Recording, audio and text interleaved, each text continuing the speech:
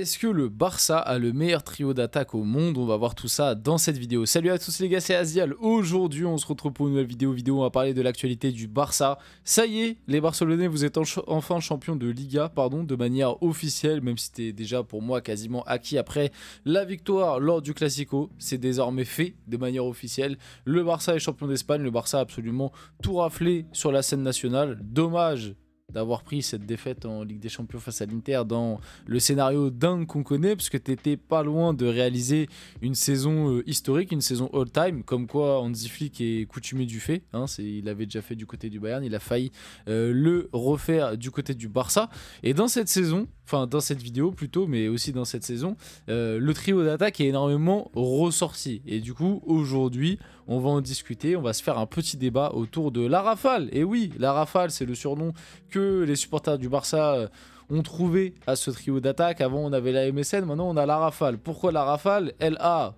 du La pour Lamine, Rafa pour Rafinha et LE pour Lewandowski. Ça fait la Rafale. Celui qui a eu l'idée, je ne sais pas c'est qui, mais il a quand même été cherché très très loin, mais c'est pas si bête que ça. En vrai, en plus ça se tient, c'est un peu RP, on va dire, par rapport à voilà, une rafale. En gros, il rafale les buts. Bon, ok, ça se tient. On va dire que ça va, c'est quand même pas trop mal comme surnom, il y a pire. Et du coup, dans cette vidéo, on va se faire un petit débat, comme je l'ai dit. Est-ce que ce trio est le meilleur trio d'attaque au monde actuellement? Et on peut même aller plus loin, est-ce que c'est le meilleur trio d'attaque du Barça? Est-ce qu'on peut les comparer à la MSN? Bref, plein de choses intéressantes à voir dans cette vidéo. On va aussi voir d'autres actus, bien évidemment, autour du Barça. Donc avant que la vidéo commence, n'hésitez pas à liker, commenter, partager et vous abonner, ça fait toujours plaisir, ça aide pour le développement de la chaîne. Et nous, on va y aller directement pour parler un peu de tout ça. Donc, quand même, les stats affolantes du trio offensif du Barça cette saison en Liga. Là, c'est les stats seulement en Liga. On a Robert Lewandowski qui a 31 matchs, 25 buts, 2 passes D à 36 ans. Mais il a même eu 37 entre-temps, si je me trompe pas. On a Rafinha, du coup 28 ans, qui a 33 matchs, 18 buts, 9 passes D. Et c'est vrai que ça, c'est un truc qui m'a un peu pas choqué, mais plutôt surpris. C'est que j'étais persuadé que Rafinha, il a quand même beaucoup plus de buts que ça en Liga. Au final, Rafinha, il a pas tant marqué que ça en Liga. Il a beaucoup plus marqué en Ligue des Champions. Parce qu'en fait, c'est en Ligue des Champions où, si je me trompe pas, Rafinha en Ligue des Champions, je crois qu'il a 11 ou 12 buts. Ce qui est énorme.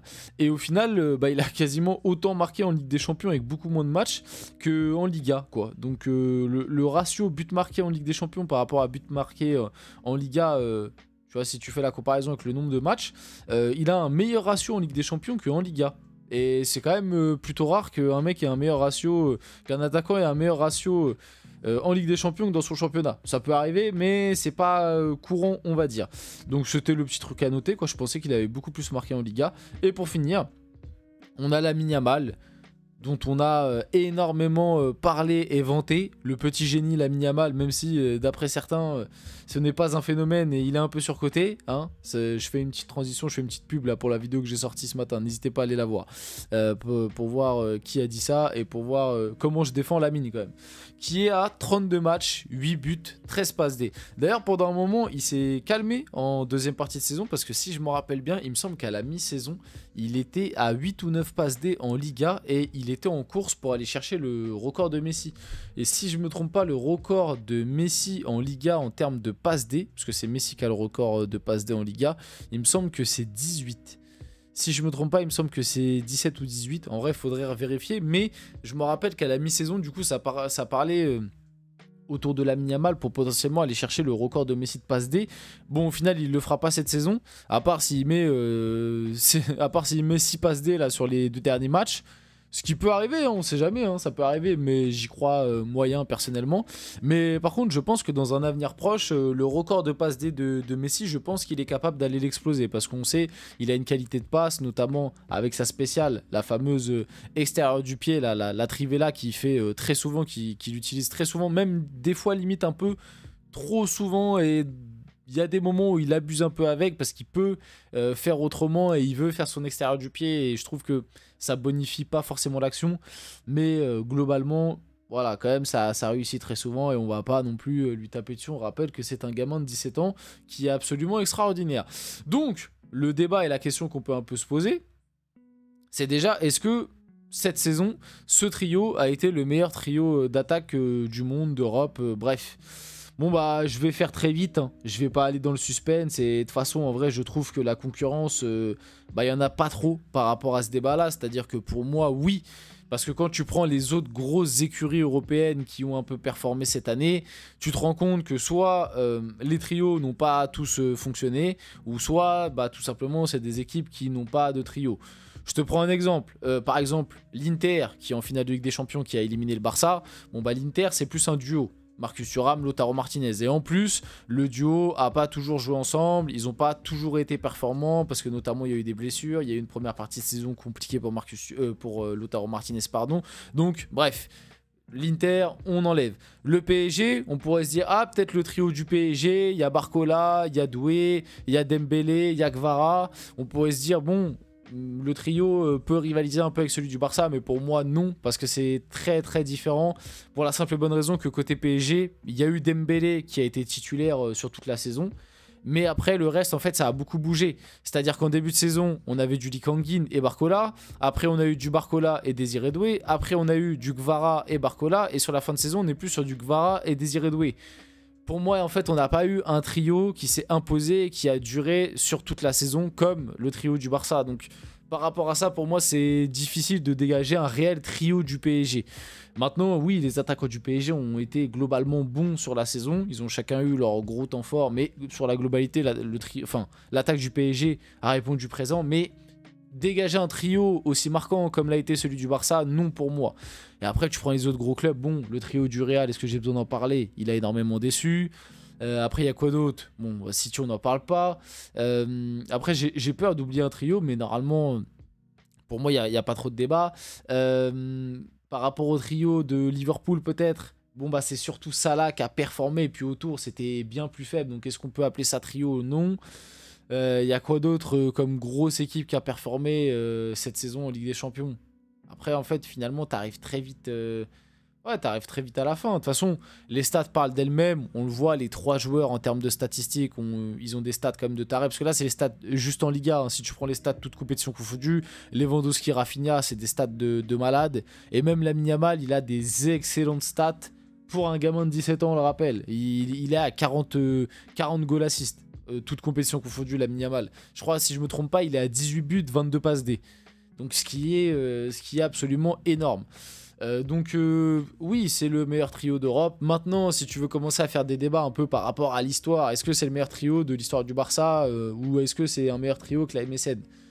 Bon là, c'est tout de suite plus compliqué. J'irai pas sur ce terrain-là parce que pour moi, en fait, la MSN, au-delà... Parce que je crois que le pire, c'est que cette année, il me semble qu'ils ont marqué... Ou alors ils sont pas loin de marquer plus de buts que le Barça de la MSN à l'époque.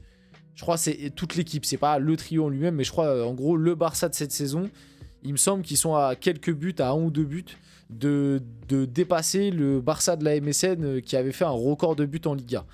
Donc tu pourrais te dire, ah bah statistiquement, ce trio-là, il peut dépasser la MSN, mais... Messi, Neymar, Suarez, c'est tellement mythique. En termes de talent, c'est quand même un cran au-dessus. Voilà, je suis désolé, mais Neymar, il foudroie Rafinha. Le Suarez de l'époque, il foudroie ce Lewandowski. Et Messi, il foudroie le Lamine Yamal d'à l'heure actuelle. Donc bon, bien évidemment que la MSN, je la mets encore... c'est tellement mythique la MSN. Mais en tout cas, ce trio, je pense, marquera un peu quand même le Barça.